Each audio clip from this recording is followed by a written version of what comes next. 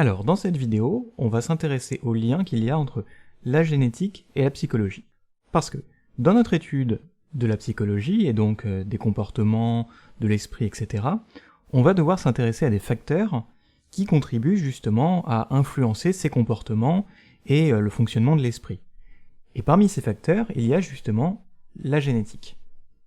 Alors, les questions en génétique, ça va par exemple nous intéresser, et on va se demander pourquoi deux personnes infectées par une même maladie, donc pas forcément en psychologie, mais vont avoir des réactions différentes. Pourquoi une va être fortement affectée, et pourquoi une autre va être faiblement, voire pas du tout affectée. Donc ça, c'est vraiment pour le cas de maladie, mais dans les troubles psychologiques, on va également voir que la génétique, ça a une influence. Donc par exemple, peut-être que dans le cas de dépression,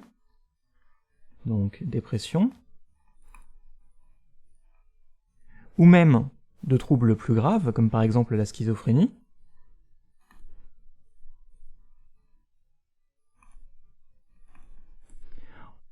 on va voir que la génétique a une influence qui est assez certaine. Donc ici, dans ce premier cours, ce qu'on va faire, c'est voir globalement, vraiment d'une façon très très large, comment est-ce que la génétique ça fonctionne et comment ça peut influencer justement les personnes dans le développement de certaines maladies. Donc on va descendre un petit peu et on va prendre le cas de la drépanocytose. Alors la drépanocytose aussi, parfois on appelle ça l'anémie falciforme, c'est une maladie en fait qui affecte la forme des globules rouges. Et donc vous voyez par exemple, ici on voit un globule rouge qui a une forme normale, assez circulaire, et ici on voit un globule rouge donc qui est affecté par cette maladie, la drépanocytose, et on voit qu'elle a une forme bien plus longue. Et en fait, de ce fait, puisque certains globules rouges donc n'ont pas la même forme, ça va former des blocages dans la circulation sanguine, et donc ces blocages, ça va entraîner tout un tas de maladies. Donc par exemple de la fièvre, parfois un retard dans le développement de l'enfant, des prédispositions pour des infections bactériennes, de l'anémie, et parfois même dans les cas les plus graves, une mort prématurée. Et ça, cette forme un peu donc différente des globules rouges, c'est dû principalement à la génétique. Donc on pourrait se demander pourquoi est-ce que cette maladie, elle ne disparaît pas avec le temps? Pourquoi est-ce que justement, puisqu'il y a un effet de mort prématurée, pourquoi les porteurs de ce gène, puisqu'ils meurent prématurément, continuent finalement de transmettre ce gène, et pourquoi cette maladie, la drépanocytose, continue d'exister? Est-ce qu'elle ne devrait pas mourir avec les porteurs donc du gène qui meurent également prématurément sans avoir le temps de se reproduire? Puisque, on le verra par la suite, mais en fait c'est un petit peu le principe même de la théorie de l'évolution telle que Darwin l'a énoncé, c'est que les porteurs d'un gène qui ne favorise pas justement la survie, eh bien vont s'éteindre, et donc ce gène va également s'éteindre. Mais pourquoi est-ce qu'on voit pas ce phénomène dans le cas de cette maladie? Alors pour comprendre ça, on va prendre le cas de deux femmes qui vivent en Zambie, donc Louis et Zena, et on va imaginer que Louis, elle est porteuse d'une copie de ce gène, donc de ce gène, la drépanocytose, qui modifie la forme des globules rouges. Donc Louis, elle a une copie du gène. Donc elle n'a pas la forme la plus totale, c'est-à-dire les deux copies du gène, c'est-à-dire vraiment la forme qui affecte le plus finalement le corps. Donc dans le cas de Louis, les symptômes, ils sont pas aussi sévères que si elle avait deux copies du gène, mais néanmoins elle est quand même affectée partiellement par cette maladie. Donc vraiment en fait elle va ressentir les symptômes dans des situations un petit peu extrêmes, vraiment de déprivation d'oxygène, par exemple si elle fait de l'alpinisme ou des choses comme ça, lorsqu'il lui manque vraiment de l'oxygène. Dans les autres cas ça ne l'affecte que modérément. Et ensuite, l'autre femme, Sena, elle n'a pas le gène, donc elle a des globules rouges qui ont de forme normale, circulaire. Pas le gène. Donc on pourrait se dire, ces deux femmes vivant en Zambie, Louis va développer donc les symptômes, même de façon modérée, et donc elle a plus de risques de mourir rapidement et de ne pas passer ce gène. Donc à terme, on pourrait se dire, ce gène va disparaître. Sauf que ce gène, il n'a pas qu'un effet négatif en Afrique. Ce gène, il rend également le patient immunisé à la malaria. Donc, immunisé à la malaria. Et ça, c'est un facteur très très important en Afrique, puisque la malaria, ça touche énormément de monde. C'est une maladie qui est transmise par le moustique, et c'est une maladie mortelle. Et donc, Louis, elle a une copie du gène qui lui donne des symptômes assez modérés finalement de la drépanocytose, mais ce gène lui permet d'être, du moins en partie, fortement immunisé contre la malaria.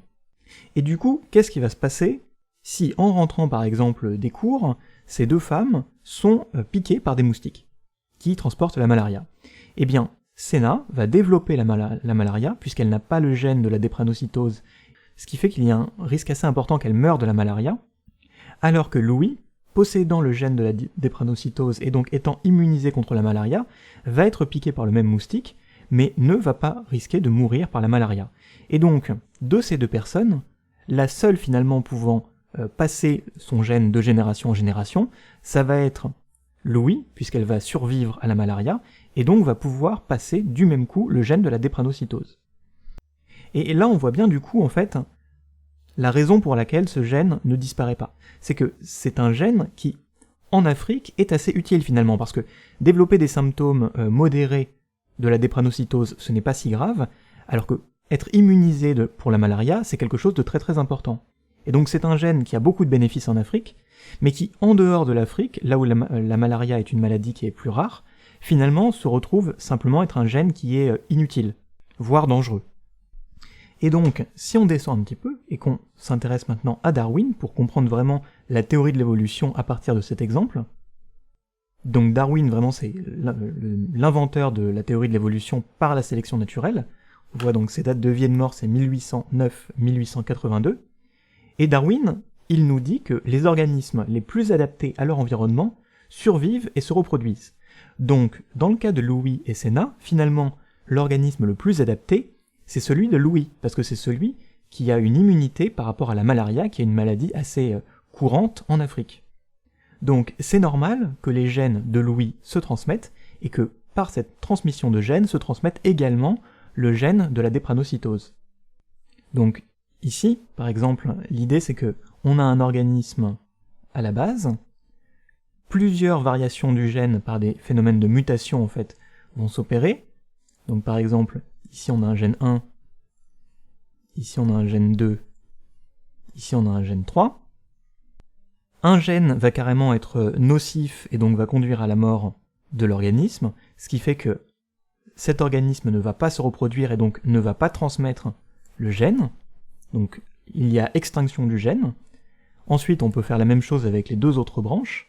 Le gène 2 se reproduit et donc perdure pendant quelques générations, sauf qu'au bout d'un moment, l'environnement fait que cet organisme cesse de se reproduire parce que ce gène n'est pas adapté à l'environnement, donc il y a disparition du gène, et le seul gène finalement qui perdure, c'est le gène qui est le plus adapté à l'environnement, et on voit qu'ici en l'occurrence c'est le gène 3.